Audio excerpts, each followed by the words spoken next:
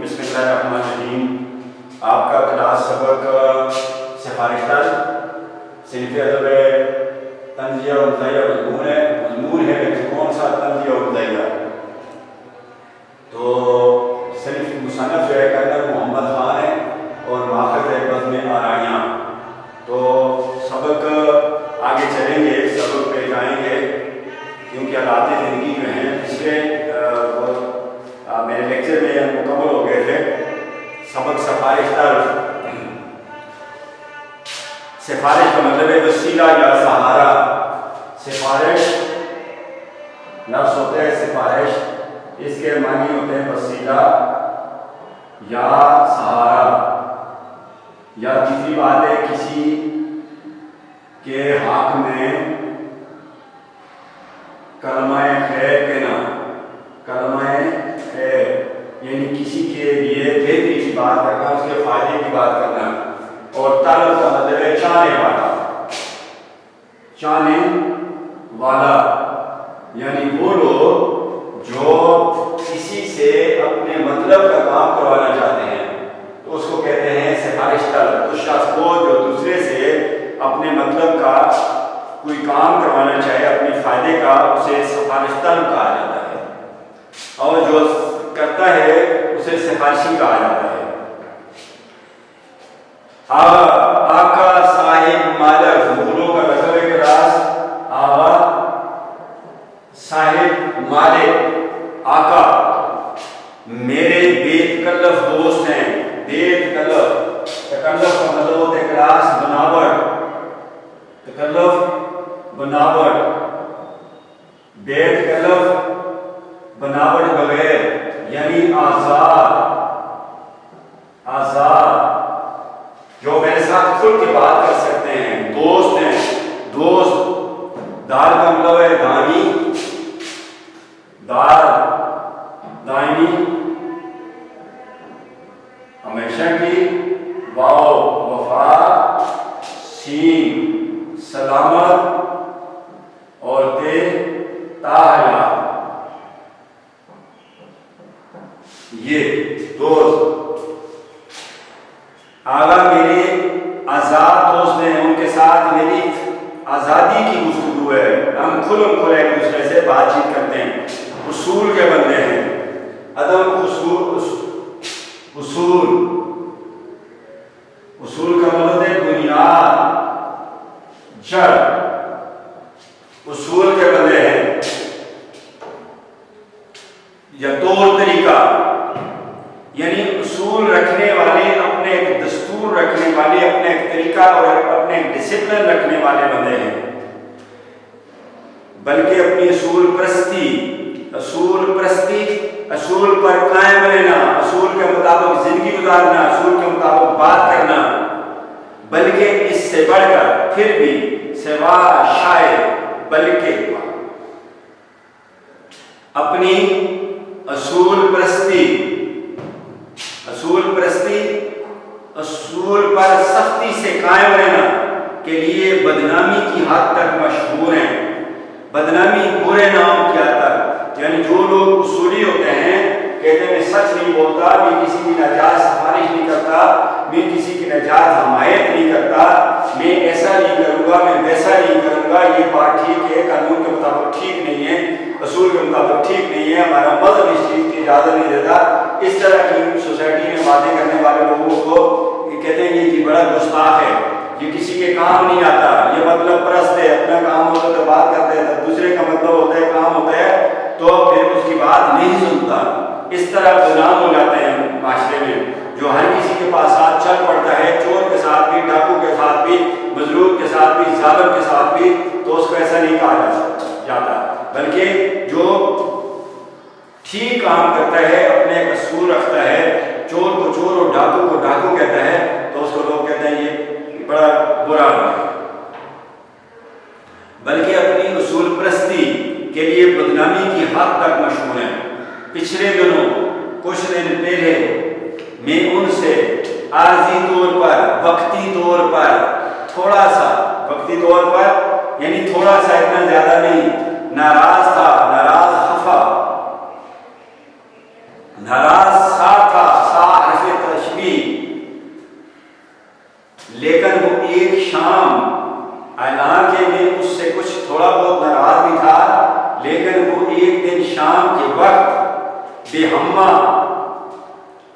बेहमा के साथ बेतकल्फी आज़ादी आवाज हुए, दाखिल हो गए। यानी मैं उनसे खफा भी था अपने दोस्त से वक्ती तौर पर थोड़ा सा, लेकिन एक शाम को वो इंतहाई आज़ादी के साथ आकर मेरे घर में आ गए, आकर मेरे घर में दाखिल हो गए, आगे मेरी तरफ। मैं अपनी नाराज़गी का ख्याल नहीं किया, मेरी नाराज़गी का ख्याल नहीं किया, कहा मैं आपसे नाराज़ है, मैं उसके घर ना जाऊँ, आगे मेरे घर। और मेरी ज़ाहिरी सरदमेरी को नज़रअंदाज करके, यानी मेरी जो नाराज़ी थी ज़ाहिरी तौर पर मुझसे नाराज़ था, उसको खातर में ना लाकर, उसका लिहाज ना करते हुए, परवाह ना करते हुए, मेरे मुलाज़िम को हस्बे मामूल आदत के मुताबिक, खिलाफ़े मामूल आदत के खिलाफ, हस्बे मामूल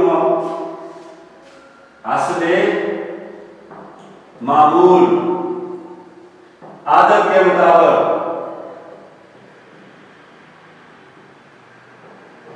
मरकब इजाफी, यानी आदत के मुताबिक इस तरह कि वो जब भी आते हैं तो मेरे दोस्त को खुलम खुला कहते हैं खाना दो या चाय पकाओ या ये करो वो करो, ये उसकी आदत है। अपनी आदत के मुताबिक मेरे नौकर को चाय का हुक्म दिया, कहा चाय बनाओ, मुझे चाय की चाहत है, मैं चाय पीना चाहता हूँ, ठीक है। और मुझसे जरा राजदाराना अख्फाए राज भेद के पोशीदा बात के तौर पर कि किसी को बताना नहीं, मैं ऐसा अंदाज बनाया कि ये मेरी और उसकी पोशीदा बात है, ये किसी और तक ना पहुंचे। राजदाराना, राज के अंदाज में, राज के नेजा अंदाज या गुफ्तगू में कहने लगे, मुकालमा, आगे वो अपनी बात बताते हैं और कहने लगे कि आगे मुकालमा, ज्यादा रास्ता लगता है यहाँ पर। चौधरी, एक जरूरी काम से आया हूँ। चौधरी, किसी को मुखातब करते हुए आप उसने मुझे मुखातब किया, अतीब ने चौधरी, और उसका जो मुकालमे जो बात करते हैं उसके शुरू में भी गवाहीन और आखिर में भी गवाहीन लगेगी। जो वो बात करेगा उसको किस में लाया जाएगा, वजीर के अंदर, इन्वर्टेड कामा के अंदर। क्या कहा? चौधरी, एक जरूरी काम से आया हूं। चौधरी पंजाब के वडेरों को, जमींदारों को, अमीरों को चौधरी, उनका लक़ब है पंजाब वालों का। चौधरी, एक जरूरी इंतहाई अहमियत के हामिल काम से के लिए आपके पास आया हूं, और काम यह है कि एक जगह डाका डालना है, गारतगरी करनी है, हमला करना है किसी पर, उसका मालो असबाब छीनना है। जबरदस्ती किसी का मालो असबाब छीना जाए तो उसे कहते हैं ढाका, और ऐसा करने वालों को कहते हैं डाकू। साथ हो गए सवालिया निशान, एक जगह डाका डालने हैं, क्या तुम मेरा साथ दोगे? आगा जैसे ध्यानज़दा शख्स की तरफ से डाके की दावत, यानी मैं हैरानो परेशान हो गया कि बेहद ईमानदार शख्स और फिर डाका डालने का कह रहा है, किसी का मालो असबाब छीनने का कह रहा है, और मुझे भी साथ कर रहे हैं, मुझे भी शामिल कर रहे हैं, हैरान रह गए। मैंने सोचा जरूर इसमें कोई पेच है। मैं समझ गया कि ये ईमानदार आदमी है, डाका वाली बात तो हो नहीं सकती, डाका ये ईमानदार आदमी कैसे डाका डालेगा, इसमें कुछ फरेब या धोखा है। मैंने सोचा जरूर इसमें कोई धोखा है, पेच है। कहा होश में हुआ था। मैंने आगा को कहा कि आप होश में हैं, यानी आपके होशो आवास, आपका दिमाग काम कर रहा है। मालूम है डाका कैसा फेल होता है?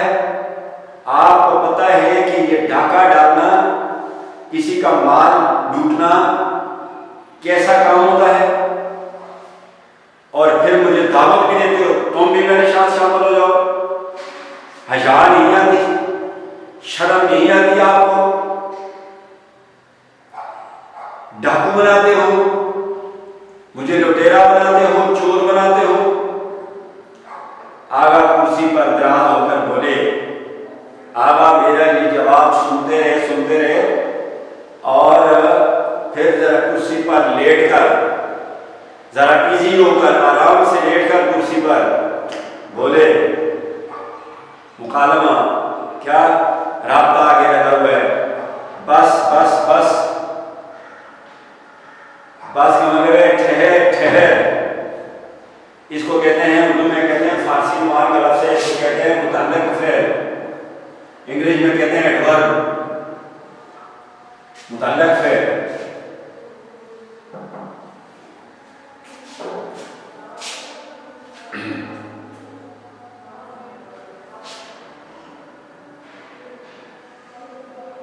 इतना काफी है, छोड़ो छोड़ो इस बात को, छोड़ो इतना, जो कुछ तुम कह रहे हो बहुत कुछ कह रहे हो मुझे, छोड़ो बस, और कुछ नहीं कहना।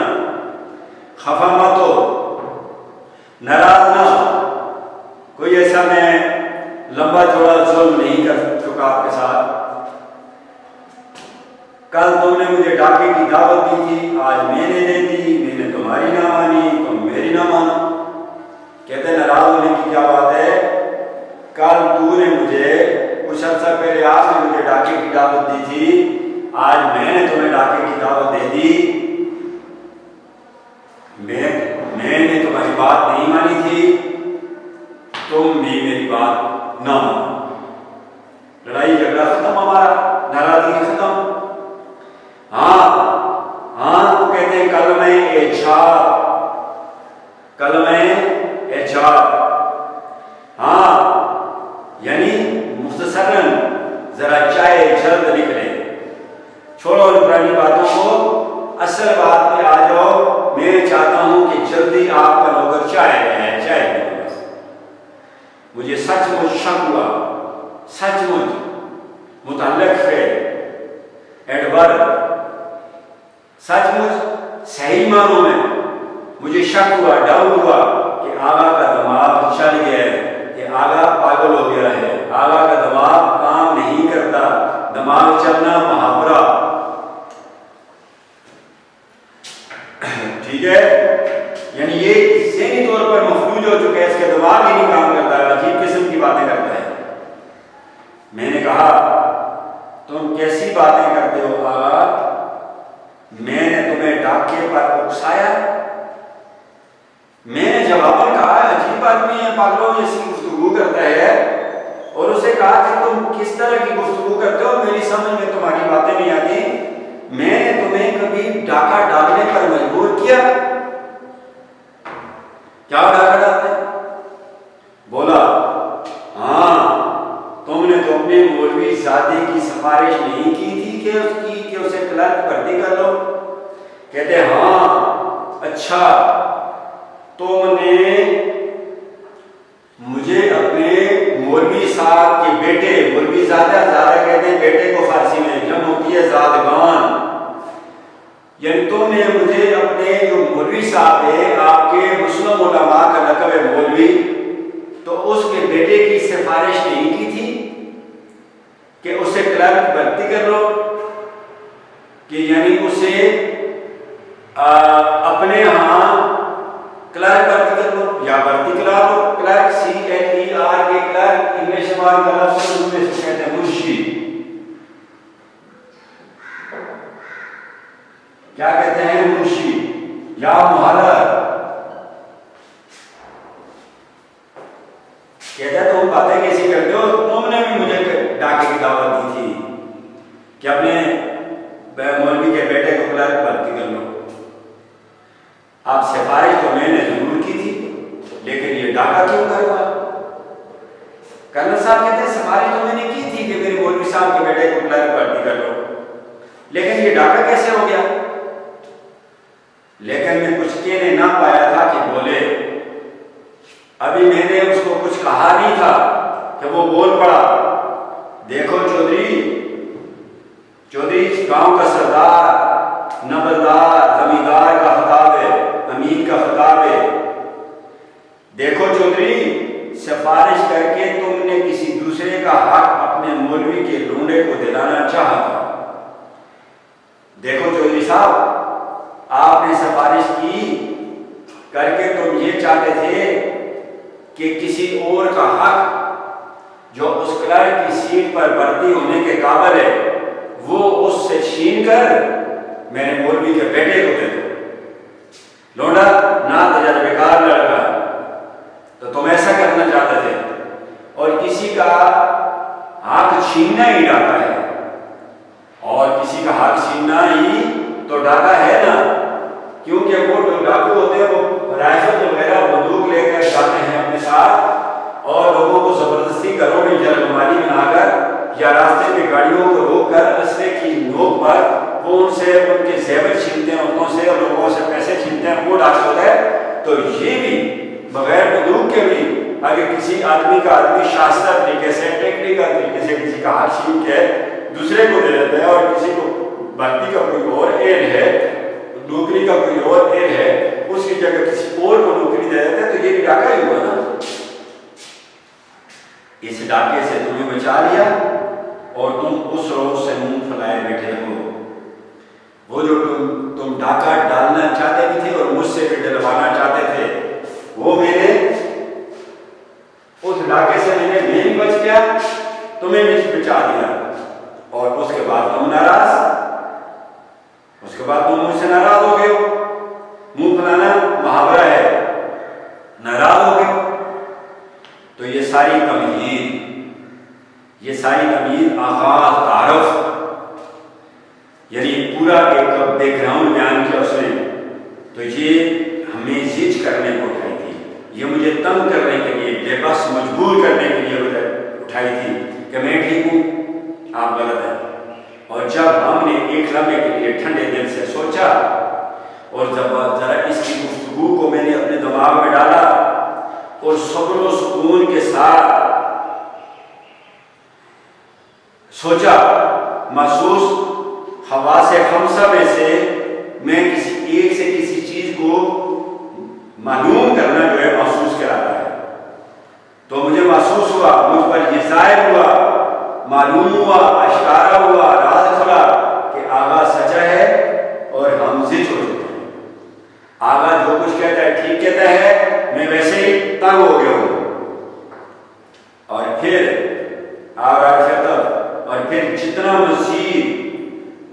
जितना मजीद ज्यादा सोचा, जितना और सोचता चला गया, ज़हन की खिड़कियां खुलती चली गईं। इतनी पुरानी सिफारिशें जो की थी या मानी थी याद आ गई। और जब इस बैकग्राउंड में ये जो नुक्ता इसने मुझे समझाया है, इस नुक्ते पर गौर करना शुरू किया, तो जितनी मैंने अपनी गुजरी हुई जिंदगी में सिफारिशें की थी किसी का काम करवाने के लिए और या करवाई थी किसी से, वो सारी मुझे याद आ गई। गोया जैसा कि वो तमाम डाके, यानी दूसरे अल्फाज में वो तमाम डाके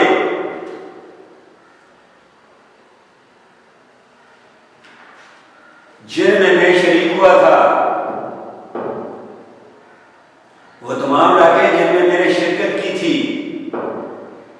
वो सारे मेरे आंखों के सामने फिर गए।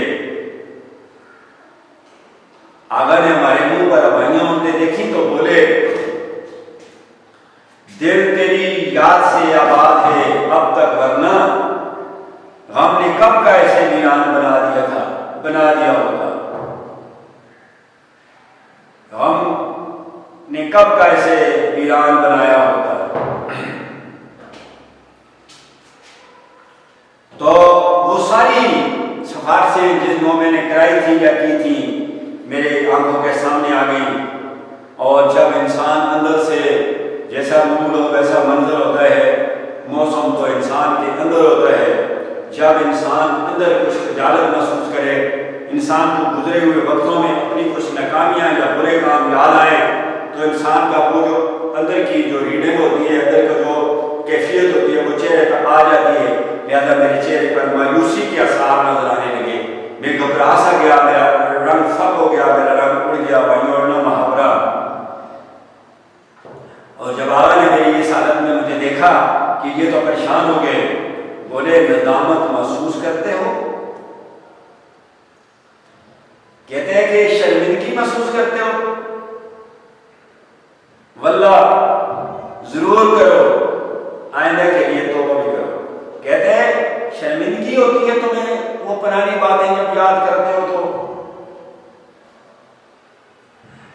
वल्लाह खुदा की कसम जरूर करो, जरूर महसूस करो, अपनी खामियों की तरफ जरूर नजर दौड़ाओ और इस बात पे यकीन करो कि तुमने गलत काम किया था, लेकिन आइंदा के लिए तौबा करो। इस्तग़फ़ार, अफसोस, नदामत कि आइंदा के बाद मैं ये काम नहीं करूंगा, किसी बुरे काम से बाज रहने का तौबा, क्या नहीं करूंगा। अगला पैराग्राफ शुरू होता है क्लास, ये अरसे की बात है, लेकिन अब भी अरसा से अरसे, अरसा सिरगोदा से सिरगोदे, गुस्सा से गुस्से। जब किसी लफ्ज के आखिर में आने वाले अलिफ या है, अरसा है, ठीक है, ये गुस्सा है, गुस्से है, किसी लफ्ज में आने वाली है अलिफ या है, उसको याए मजबूर में बदल दिया जाए, याए मजबूर है तो उसे क्या कहते हैं ग्रामर की रूप से? अमाला, अमाला कहते हैं। यहाँ अरसा से अरसे यह माला है ग्रामर की रूप से। ये अरसे की बात है, लेकिन अब भी जब कभी सिफारिश का जिक्र चलता है, कहते हैं ये अरसा की बात है, लेकिन अब भी जब किसी सिफारिश की बात शुरू होती है या कोई सिफारिश दर आ निकलता है या कोई सिफारिश करवाने वाला मेरे पास आ जाते हैं, तो मालूम होता है, तो मुझे ऐसा लगता है किसी डाके की वारदात हो गई है या होने वाली है। तो मुझे ऐसा लगता है कि किसी डाके का वाकया हो गया है, किसी का मालो असबाब लूट गया है, या फिर अब होगा, अगर हुआ नहीं है तो होगा। लेकिन काश, लेकिन मगर क्या काश क्या ये अच्छा हो, काश क्या ये अच्छा हो। ये काश जो है क्लास, ये इस्तजाबिया अल्फाज, इनको कहते हैं इस्तजाबिया अल्फाज। काश आगा ने मेरे अलावा बाकी सिफारिश तलबों की भी इस्लाह कर दी होती, तो इन काश, अफसोस व, तो ये इनको कहते हैं इंटरजेक्शन, इस्तजाबिया हरूफ, इस्तजाबिया जो खुशे गम या अचानक पन के मौके पर बोले जाते हैं, उनको इस्तजाबिया हरूफ, इंटरजेक्शन।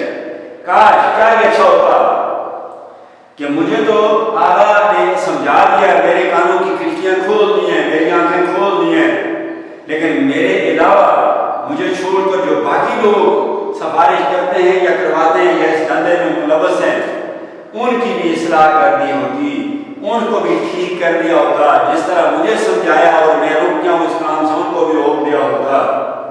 इन डाकुओं में किसी तरह की कमी आती दिखाई नहीं देती। ये डाका डालने वाले, सिफारिश करने वाले, सिफारिश करवाने वाले, एक का हक छीन कर दूसरे को देने वाले, दूसरे का हक छीन कर दूसरे को देने वाले, ये रोज बरोज जो है इनमें इजाफा होता चला जाता है। इनमें किसी तरह की कोई कमी नहीं आती। दुनिया में वबाएं फूट निकलती हैं, दुनिया में मुतअद्दी बीमारियां आती हैं और आखिर थम जाती हैं। मुतअद्दी बीमारियां, एक से दूसरे को लगने वाली बीमारियां, खतरनाक बीमारियां आती हैं और फिर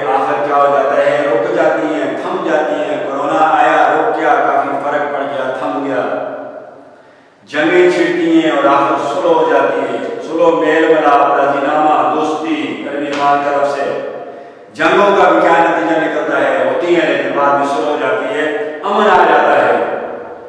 लेकिन सिफारिश का सैलाब है। लेकिन ये जो सिफारिश की एक तुग़यानी है, सैलाब है, पानी की रोह है और ऊपर ही की तरफ जा रही है, सैलाब बढ़ता ही चला जा रहा है, कम नहीं होता। यानी सिफारिश में किसी चीज़ की कोई कमी नहीं आती। इतने बड़े बड़े काम होते हैं लेकिन वो ख़त्म हो जाते हैं। लेकिन सिफारिश का ऐसा मखलूक धंधा है कि ये रोज़ बरोज़ बढ़ता ही चला जाता है। और जिस कदर लोगों और दूध होता है, यानी जितना इसे रोकने की कोशिश करो कि और ज़्यादा जोर पकड़ता है। गालिब के ज़माने में भी अगर सिफारिश तलबों की यूरश कहते हैं हमला का यही आलम होता। कहते हैं अगर गालिब जो था शायर हमारा, उसके दौर में भी सिफारिश का धंधा होता, सिफारिश का कारोबार होता।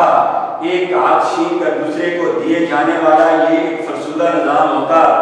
जो आज है हमारे दौर में तो वो अपना मशहूर शेर ज़रा मुख्तलिफ तौर पर कहते हैं। गालिब का जो शेर है, पाते नहीं जबरा तो चढ़ जाते हैं नाले, रुकती है सिफारिश तो होती है खरवापूर। तो ये राइटर कहता है, कर्नल मोहम्मद खान कहता है कि ये जो गालिब का शेर है, असल शेर है, रुकती है पाते नहीं जबरा तो चढ़ जाते हैं नाले, रुकती है मेरी तबा तो होती है रवापूर। ये गालिब का असल शेर था। कहता है अगर गालिब के दौर में भी इसी तरह सिफारिश का ये धंधा चलता तो वो अपने ये शेर कैसे कहते, ऐसे कहते, पाते नहीं जबरा तो चढ़ जाते हैं नाले। तो दूसरे मिसरे को ये कहते हैं, रुकती है सिफारिश तो होती है रवापूर। यानी सिफारिश जब रोकी जाती है तो वो न्यूटन के तीसरे कानूनी हरकत की तरह कि जब किसी चीज़ को आप, ये किताब जो है ये अपनी ताकत के साथ इस डाइस को नीचे की तरफ दबा रही है और ये डाइस अपनी ताकत के साथ इसको ऊपर की तरफ उछाल रहा है। यानी सिफारिश को जितना भी रोकने की कोशिश की जाती है ये और ज़्यादा होती जाती है। जंगें छिड़ती हैं, ख़त्म हो जाती हैं, बीमारियाँ आती हैं, वबाएँ आती हैं, वो ख़त्म हो जाती हैं। लेकिन सिफारिश एक ऐसी बीमारी है जो कभी ख़त्म होने का नाम नहीं लेती, बल्कि नाम लेना तो दूर की बात है, ये और ज़्यादा तेज होती जाती है। अगर गालिब के दौर में भी सिफारिश होती तो उसका शेर ऐसे होता कि पाते नहीं जब रात तो चढ़ जाते हैं नाले, रुकती है सिफारिश तो होती है रवापूर। यानी रुकती है मेरी तबा तो होती है रवापूर की जगह ये मिसरा ला देगा। सिफारिश के जरासीम, अगला पैराग्राफ आता है, सिफारिश के जरासीम मक्खी मच्छर या चूहे नहीं फैलाते। यानी सिफारिश का ये जो एक धंधा चलता है हमारे माशरे में, ये ना मक्खियाँ फैलाती हैं, ना मच्छर फैलाते हैं और ना चूहे फैलाते हैं। ये अपने अकरबा, करीबी की जमा है, अकरबा दोस्त रिश्तेदार ताल्लुकदार और दोस्त फैलाते हैं। यानी अपने करीबी रिश्तेदार लोग और आपके दोस्त जो हैं ये इसको फैलाते हैं, आ जाते हैं, ये काम करो वो काम करो। अचानक एक अजनबी रोका लेकर आते हैं। अब ये जो सिफारिश के लिए आते हैं उसका एक वाक़या बयान करते हैं कि सिफारिशी किस तरह आपके घर में आ जाएंगे, आपके पास पहुंच आएंगे और सिफारिश के लिए। अचानक आप अपने घर में मौजूद है, एक अजनबी को कहते हैं अनशान, रोका छोटा सा खत लेकर आता है जिस पर अशद जरूरी, वो जो रोका लेकर आता है उसके ऊपर लिखा होता है अशद जरूरी, यानी बहुत ज्यादा जरूरी। और बसीगा राज यानी जो कुछ इस रुके के अंदर है इसको राज में रखना, किसी को बताना नहीं है। ऐसे अल्फाज उस रुके पर लिखे हुए होते हैं जैसे ताकीदी अल्फाज, ताकीद कहते हैं समझाने को, नसीहत करने को। ऐसे नसीहत और वो अल्फाज लिखे होते हैं कि ये एक तो बड़ा जरूरी काम है जो इस खत के अंदर लिखा हुआ है, छोटे से खत के अंदर। और दूसरी बात यह कि इस काम के बारे में किसी और को बताना भी नहीं लिखे होते हैं। इसके साथ ही क्लास आज का लेक्चर अपने इख्तिताम को पहुंचता है। अगले लेक्चर के साथ दोबारा। अल्लाह हाफ़िज़।